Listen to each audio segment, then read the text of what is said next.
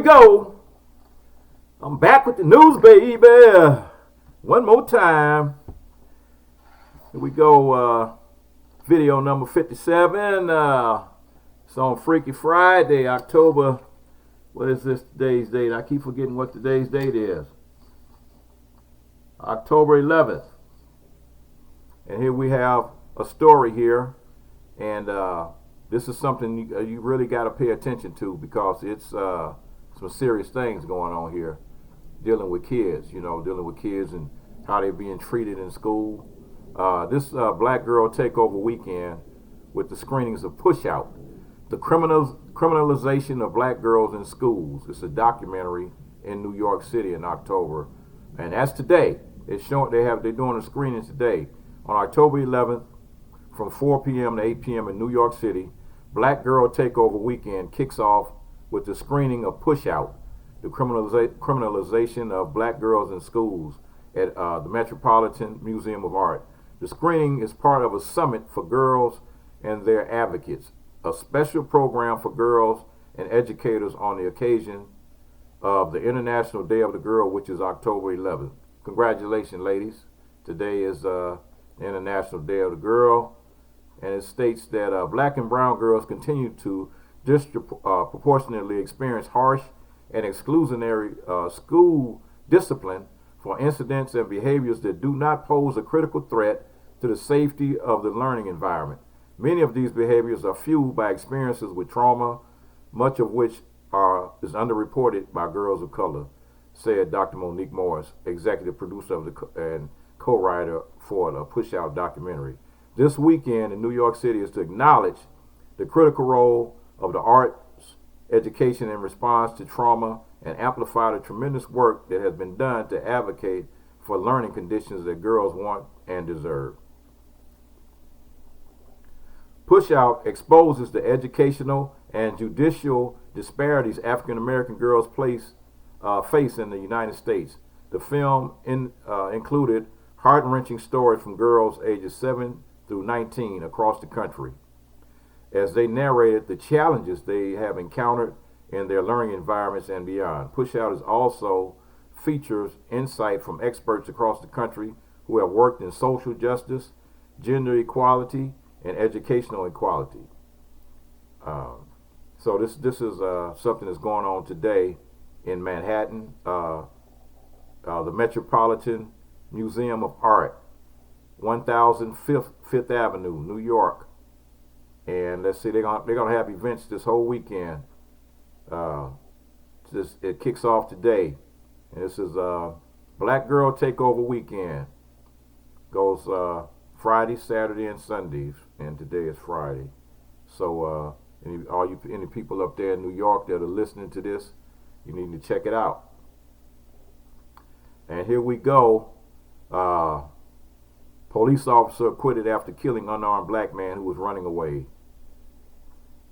Zechariah Presley, a former police officer from Georgia who killed, here's Georgia again, Tony Green, a 33-year-old unarmed black man, after shooting him multiple times while he was fleeing, has been acquitted of his manslaughter charges.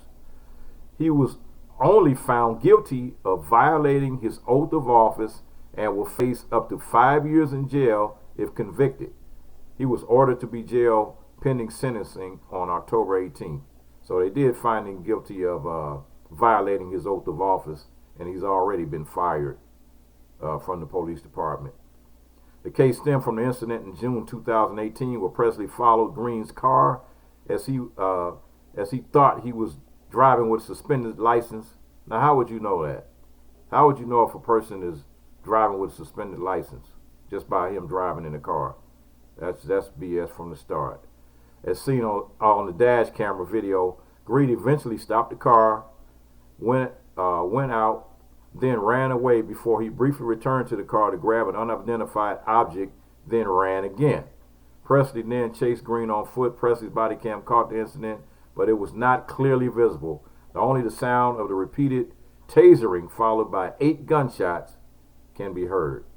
So he tasered him first and then shot him. Wow.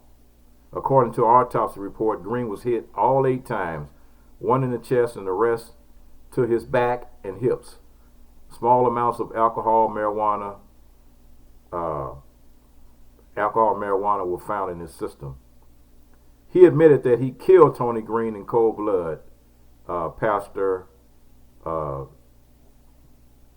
Devon Knight, whose church Green attended, told Associated Press, "To me, it's hunting season for the young black man, and we're being gunned down in the streets, and there's no repercussions. There's no consequences for these officers." However, Presley's lawyers claim that he feared for his life. Yada, yada, yada. Yeah. It's another one of those. I thought he had a gun. Man is holding a package of pork chops. It looked like a gun to me. Black-fired partners claim of $1 billion deceit by a major law firm supported by a federal judge. This is a good case here. So, nationwide, this Don Lewis is a double Harvard graduate and a former partner at Pierce Bainbridge, Beck, Price, and Heck, LLP. He says he blew the whistle on a financial misconduct, and the law firm set on a path to destroy him with the support of Putney Hall and Harrison and Little Mendelson. The objective of Team Pierce was apparently to cover up for the shady financing dealings of John Pierce, the Pierce Bainbridge boss. Lewis says the firm is essentially robbing Peter to pay Paul. The $1 billion Pierce Bainbridge misrepresentation. Lewis also says Pierce Bainbridge is built on smoke and mirrors. The decision of a federal court judge in Pennsylvania appears to support Lewis's theory. Here's a timeline.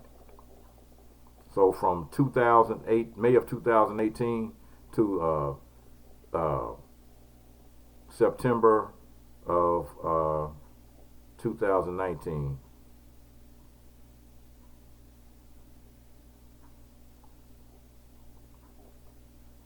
The case was related to the Gears of War video game. A leading legal journal headline reads: Microsoft gets quick win in suit over Gears of War character. Lewis said, "No one should be surprised by this, not even Pierce Bainbridge. The federal judge's decision does not help the law firm's credibility profile, nor do Lewis' recent claims that partners Christopher Levine and Denver Edwards lied in sworn affidavits." Lewis concluded John Pierce lied about fictitious sexual misconduct to cover up for illicit financial activity. My former partner supported Team Pierce, but now claim they have no responsibility. They want the title, they definitely want the money, but they don't want the responsibility. That's just not right. So it's one of those weird situations, you know. It's they had a publicly filed email shows the prior lawyer on the case was willing to settle for $400,000. The prior lawyer had been on the case for 16 months. So it's a real weird case that they got going on there, and it's the judge supported by a federal judge that, you know, since he got fired, it's like, wow, he can December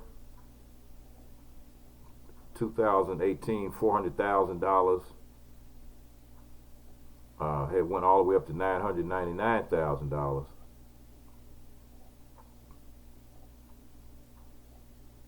Wow, this is something, man. This is something else. Well, I'm telling you, you talking about